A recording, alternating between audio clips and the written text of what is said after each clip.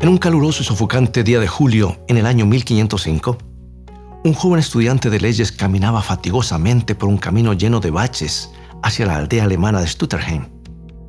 De pronto, sin aviso previo, el cielo se nubló y una lluvia torrencial desencadenó su furia sobre el solitario caminante. Los truenos sacudían la campiña cuando sucedió. Un rayo salió zigzagueando entre las nubes negras y derribó al estudiante sobre el suelo. Aterrorizado por el pensamiento de que había sido alcanzado por el Todopoderoso, Martín Lutero clamó a su santa patrona diciendo: «Santa Ana, ayúdame, me convertiré en monje». Toma tu Biblia y mantente en sintonía.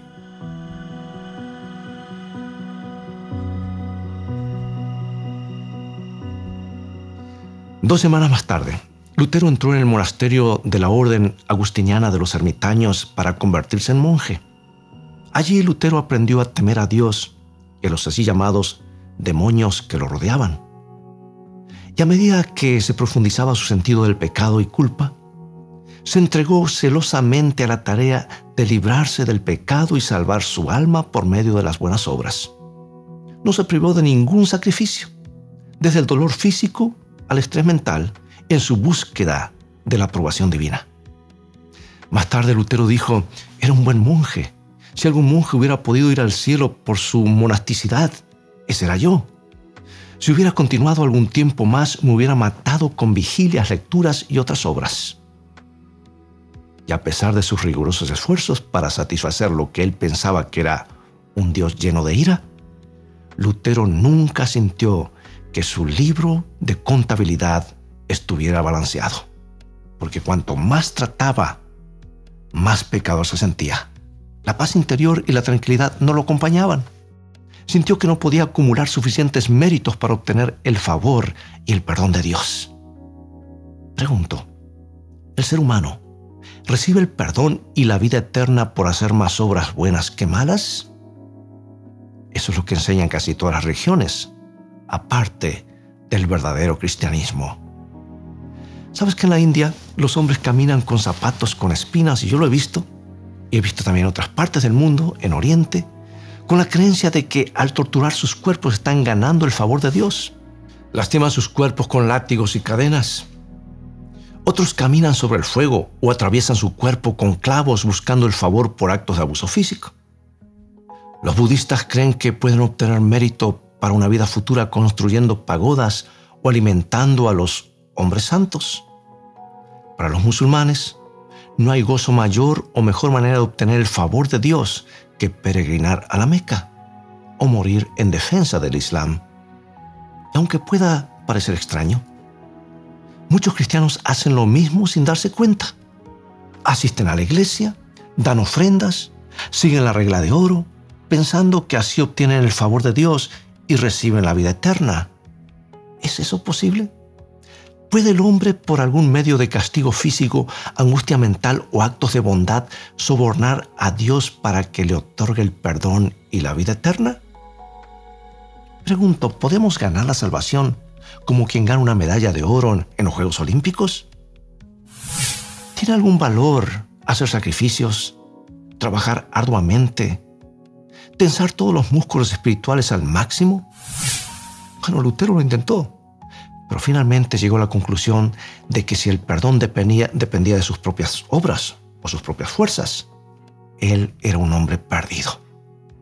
Así que él se entregó de lleno a la iglesia, ya que le prometía el perdón por medio de las indulgencias, las penitencias y también de las dádivas. Y cuando los monasterios agustinos lo seleccionaron para encabezar una delegación a Roma en el 1510, Lutero saltó de alegría. Ninguna ciudad de la tierra tenía tantas reliquias sagradas o indulgencias espirituales. Ahí estaba su oportunidad para ganar el mérito y asegurarse la paz que tanto deseaba. Y Lutero describió la visita de esta manera. Él dijo: «En Roma yo era un santo frenético. Corrí a todas las iglesias y a las catacumbas. Celebré varias misas y casi lamenté que mi padre y mi madre estuvieran aún con vida, porque me hubiera gustado redimirlos del purgatorio con mis misas y otras buenas acciones y plegarias. Dispuesto a obtener todo el mérito posible con Dios mientras estuviera en Roma, Lutero ascendió la escalera de Pilato sobre sus manos y rodillas, repitiendo el Padre Nuestro. Y como si fuera poco, besando cada uno de los 28 escalones. Pero mientras ascendía por las escaleras, un pensamiento perturbador lo perseguía. ¿Era esa una forma válida de perdón? Y en la parte alta de las escaleras, Lutero se paró y preguntó en voz alta: ¿quién sabe si esto es así? Y esta inquietante duda lo siguió de regreso al monasterio en Alemania, donde investigó las Escrituras como nunca antes, decidido a encontrar una respuesta para esa importante pregunta: ¿cómo se salva el ser humano? Y para su sorpresa, al estudiar la palabra de Dios, Lutero no encontró ninguna enseñanza sobre intentarlo con todas las fuerzas o ganar el mérito para hacerse justo. Por el contrario, encontró la buena noticia de que el perdón es gratuito. Y al estudiar el libro de Romanos, Lutero encontró un texto que calmó para siempre su atribulado corazón. Romanos 1:17. Mas el justo por la fe vivirá. En vez de buscar el perdón por obras como rezos, vigilias, azotes y subir escaleras sobre las rodillas, Lutero encontró y aceptó los simples pasos de fe que nos da Dios en su santa palabra. Lutero había dado muchos años antes el primer paso a la vida eterna. Esto es, que era pecador y necesitaba ayuda. El apóstol Pablo ya lo había escrito: no hay justo ni aun uno. Y eso incluía a Pablo y a Martín Lutero. También nos incluye a ti y a mí. Un momento, me dice, yo soy una persona buena, no robo, no mato, no cometo adulterio. Soy un buen vecino, un buen padre, tal vez una buena mamá. Incluso comparto lo que tengo con los pobres. Sabes, eso puede ser totalmente cierto, pero recuerda que Jesús dijo que si odiamos a alguien somos pecadores. Te pregunto, ¿te ha desagradado una persona tanto como para desear que le sucediera algo malo? ¿Has dicho alguna vez una mentira piadosa o engañado tal vez al gobierno? ¿Te has cruzado alguna vez con tus hijos? ¿Has sido impaciente con tu esposo o esposa? ¿Has deseado alguna vez el auto o la casa de tu vecino? ¿Has deseado algo con tanta fuerza como para robar si se te diera la oportunidad? Esto te convierte a ti y a mí en un quebrantador de la ley, que dice: todo aquel que comete pecado infringe también la ley, pues el pecado es infracción de la ley, al igual que con las leyes de nuestro país. La desobediencia está penada. Vamos a la Biblia, Romanos capítulo 6, versículo 23. Y hoy lo usaremos extensamente. Romanos 6, 23 dice: porque la paga del pecado es muerte. ¿Ves? Todos hemos pecado, no cabe ninguna duda. De hecho, si tan solo cometemos 3 actos pecaminosos por día, seremos culpables de 1095 pecados por año. Multiplica ese número por tu edad y tendrás una idea de cuán pecador eres. Es duro, ¿verdad? Sin embargo, es bueno reconocer que tenemos un problema que se llama pecado, porque así podremos buscar ayuda. Si una persona tuviera cáncer y nunca hubiese reconocido su condición o buscado asistencia médica, finalmente moriría esa persona. La misma suerte corre el pecador que no puede reconocer su condición, esa condición espiritual en la cual estamos sumergidos, y buscar auxilio. ¿Por qué? Mira, el profeta Isaías ya lo dijo hace muchos siglos, Isaías 59:2. Pero vuestras iniquidades han hecho división entre vosotros y vuestro Dios. Dios es la fuente de toda vida, y cuando la relación entre Dios y el hombre se cortó por la rebelión de Adán, comenzó a morir. ¿Sabes que Pablo describe el resultado del pecado de Adán? Romanos capítulo 5, versículo 12, lo dice claramente. Por tanto, como el pecado entró en el mundo por un hombre, y por el pecado la muerte, así la muerte pasó a todos los hombres, por cuanto todos pecaron. ¿Qué problema tenemos? Todos somos pecadores. Todos estamos bajo sentencia de muerte. Pero un Dios de amor no nos menciona las consecuencias del pecado sin darnos la esperanza de salvación. Y aquí están las buenas noticias. Romanos capítulo 6, versículo 23, y nos dice: porque la paga del pecado es muerte, mas la dádiva de Dios es vida eterna en Cristo Jesús, Señor nuestro. Bueno, en este versículo Lutero descubrió que la vida eterna es un don, es un regalo. No es algo que podemos obtener o merecer, porque Pablo escribió lo que está en Efesios capítulo 2, versículos 8 y 9. Porque por gracia sois salvos por medio de la fe, y esto no es de vosotros, pues es don de Dios, no por obras, para que nadie se gloríe. O sea que tú y yo no podemos salvarnos por nosotros mismos, por nuestras propias obras. Debemos depender de la gracia de Dios, el amor y el favor divinos, que son gratuitos. Si pudieras ganarte la salvación, ¿no sería un don? Supongamos que tu empleado te dio un sobre y te dijo que contenía un regalo para ti. Y si al abrir el sobre te encontrabas con tu salario de la última quincena, ¿se trataría de un regalo? No, porque tú te lo habrías ganado.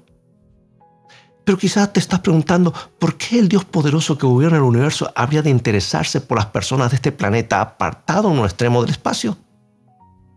¿Por qué no abandonó al hombre rebelde y lo dejó liberado a sufrir sus consecuencias, las consecuencias de su propio pecado?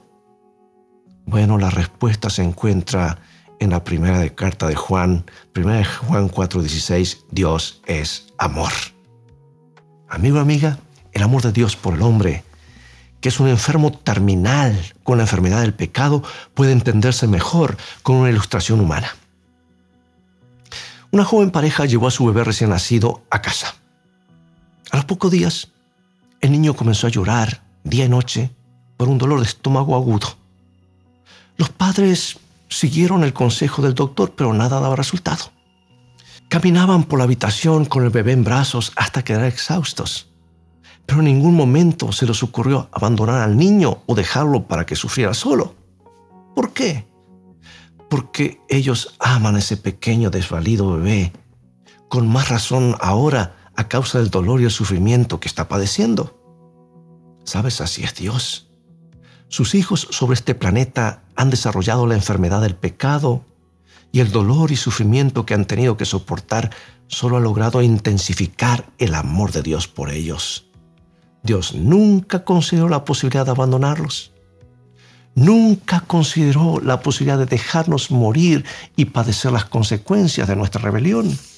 La Biblia dice en 2 de San Pedro, capítulo 3, versículo 9, el Señor no retarda su promesa, sino que es paciente para con nosotros, no queriendo que ninguno perezca, sino que todos procedan al arrepentimiento.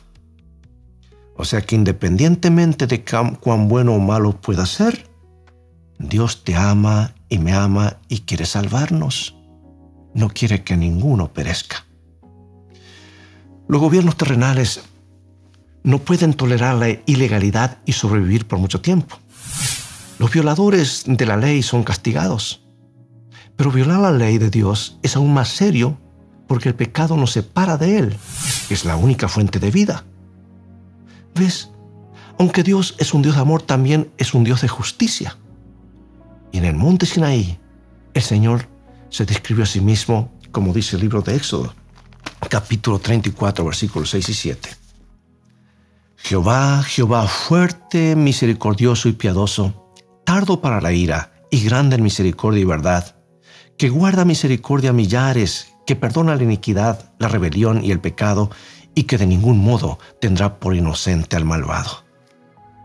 Sí, amigo y amiga, nuestro Dios es amante, perdonador y compasivo. Pero dice que le resulta imposible pasar por alto la culpa del hombre. No puede ignorar el pecado así como así. No puede cambiar su ley. No puede hacer que lo malo sea bueno. Por eso, quienes pecan deben morir porque se separaron de Dios, la fuente de vida. ¿No hay solución?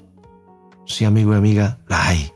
Un Dios de amor encontró la manera de salvarnos y ser justo a la vez. Encontró un sustituto perfecto para que muriera en nuestro lugar, pagando la pena por nuestros pecados para que pudiéramos vivir. Y Juan, el discípulo amado, lo explica así, dice: porque de tal manera amó Dios al mundo, que ha dado su Hijo unigénito para que todo aquel que en él cree, y repito nuevamente, todo aquel que en él cree, no se pierda, mas tenga vida eterna. Jesús vino a vivir en la tierra como un hombre, enfrentando los mismos problemas y tentaciones que todo hombre ha enfrentado. Y por su vida perfecta de obediencia demostró que el pecado no tiene excusas. Entonces, como el único representante sin pecado de la raza humana, Cristo tomó voluntariamente sobre sí la culpa de todas las personas que alguna vez vivieron y murió en su favor. Es por eso que el apóstol Pablo nos dice en Romanos capítulo 5, versículo 19: porque así como por la desobediencia de un hombre los muchos fueron constituidos pecadores, así también por la obediencia de uno, los muchos serán constituidos justos.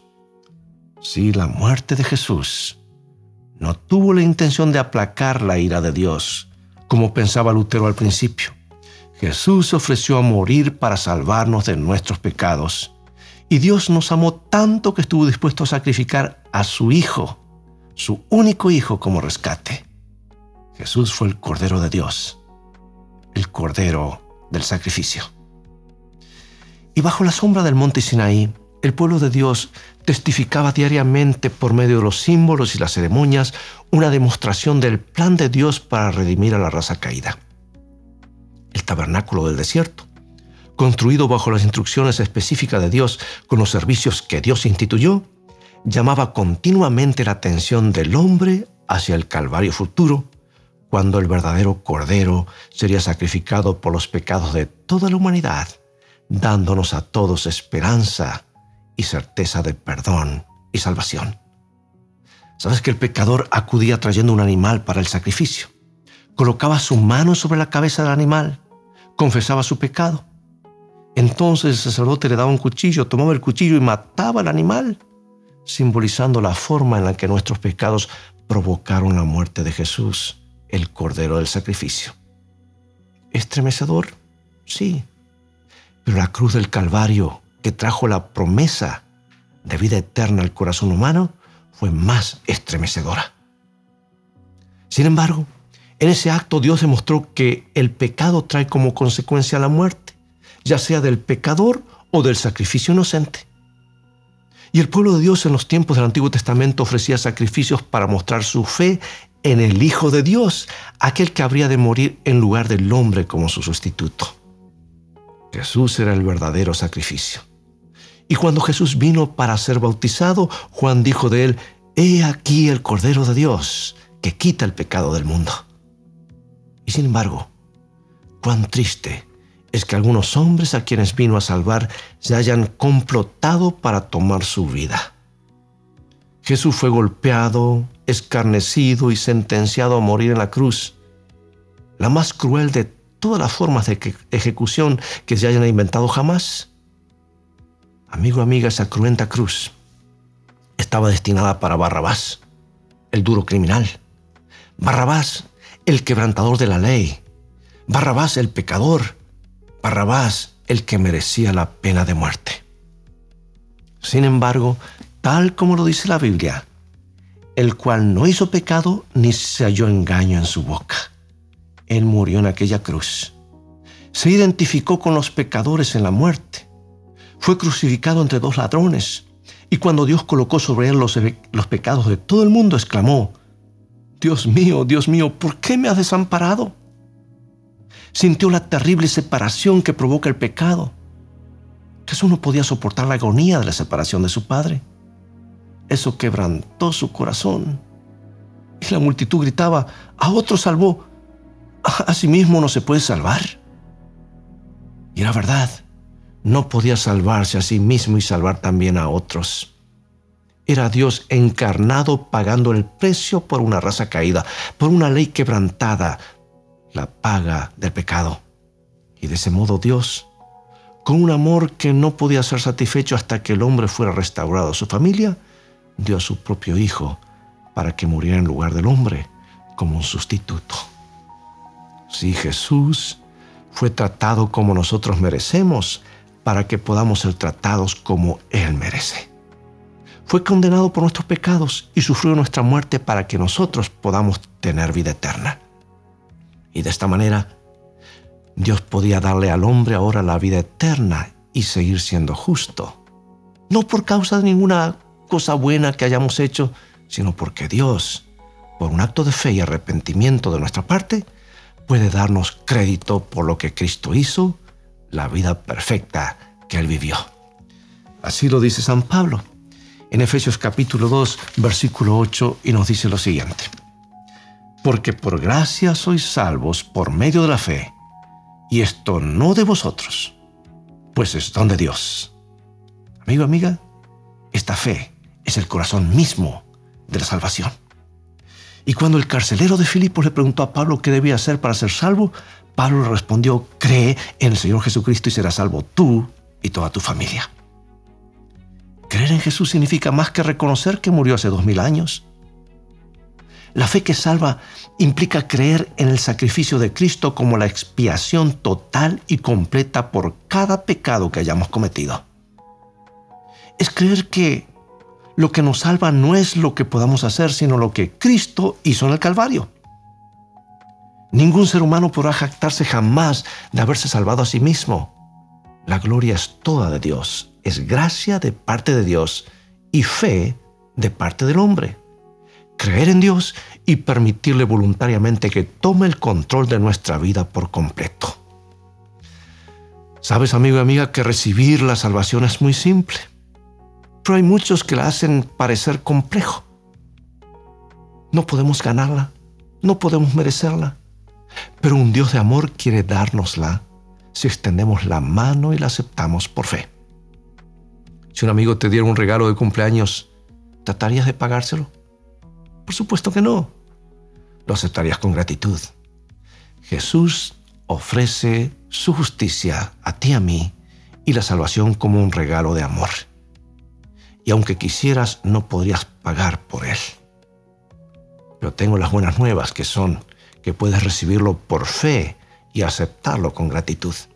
Solo tienes que venir y arrodillarte al pie de la cruz orando: Dios, reconozco que soy pecador y necesito ayuda. Quiero aceptar a Jesús como mi Salvador y Señor. Por favor, olvida todo pecado que yo haya cometido y toma control pleno de mi vida. Gracias por escuchar y responder mi oración. Y en el nombre de Jesús, amén. Y sabes que en ese momento Dios nos da su vida eterna, no por algo que sientas o te corra por el cuerpo, sino por un acto de fe en lo que Él ha prometido. Mira lo que dice el 1 San Juan capítulo 5 versículos 12 y 13. El que tiene al Hijo tiene la vida. El que no tiene al Hijo de Dios no tiene la vida. Estas cosas os he escrito a vosotros que creéis en el nombre del Hijo de Dios, para que sepáis que tenéis vida eterna y para que creáis en el nombre del Hijo de Dios. Jesús extiende la invitación a ti y a mí, extiende la invitación a todos, en todas partes, para que todo aquel que en él cree no se pierda, mas tenga vida eterna. Es posible que sientas que eres un pecador sin esperanzas, pero eso no es verdad. Dios puede convertir en victoria a cada situación, aún la situación más compleja. Ninguna vida es tan mala, ningún pecado es demasiado grande como para que Cristo no lo perdone. Y ahora, amigo y amiga, a manera de conclusión, quiero decirte que en la cruz Jesús colgó entre dos pecadores. Ambos eran criminales comunes. La Biblia dice que mientras estaban colgando lado a lado con un dolor insoportable, los dos ladrones se burlaban de Jesús. Pero cuando el día se acababa, uno de los ladrones que, según la tradición, había escuchado las enseñanzas de Jesús y lo había visto sanar, de pronto tuvo una revelación del amor de Jesús, demostrado aquel día en el Calvario. Y él pudo ver las manos y los pies de Jesús cuando eran clavados en la cruz sin proferir ni una sola queja. Entonces escuchó la oración vacilante que salía de sus labios en agonía y decía: «Oh Padre, perdónalos, porque no saben lo que hacen». Y toda su vida pasó por su mente en un instante. Reconoció su pecado, sintió su desesperanza. Entonces reprendió al otro ladrón por las burlas y luego dirigió sus ojos hacia Jesús. No parecía estar en condiciones de ayudarlo. Sin embargo, había majestad en él, aún en su agonía. Este debe ser el Cordero de Dios, del que hablaron los profetas. El Mesías que iba a morir por los pecados del mundo. Y el ladrón arrepentido clamó de la profundidad de su alma, de su corazón: acuérdate de mí cuando vengas en tu reino. Y Jesús le respondió al instante: estarás conmigo en el paraíso. Oh, qué promesa. Mirar hacia el futuro cuando todos los que le amen sean reunidos en su reino, tal como Jesús le prometió al ladrón arrepentido, quien extendió su brazo a Jesús en fe y al hacerlo, encontró la salvación. Amigo, amiga, hoy Jesús anhela darte la misma seguridad. De hecho, en el último libro de la Biblia, Jesús se describe a sí mismo llamando a la puerta de tu corazón, esperando a que lo invites a entrar. Está escuchando y esperando. ¿Por qué no abrir la puerta de tu corazón hoy e invitarlo a entrar y ser tu Salvador y el Señor de tu vida? Él está esperando. Acompáñame a orar. Padre Celestial, gracias por proveernos una salvación tan grande. Gracias por el regalo de la vida eterna a través del sacrificio de tu Hijo en la cruz. Aceptamos el regalo. Sálvanos en tu reino. En el nombre de Jesús oramos. Amén. Amigos, ha llegado el momento de despedirnos. Te invito a continuar estudiando este bendito libro, que es el manual de Dios para cada ser humano. Será hasta otro programa de la serie Palabras de Vida. Dios te bendiga y recuerda, tú vales mucho para Jesús. Él te ama más de lo que puedes imaginar.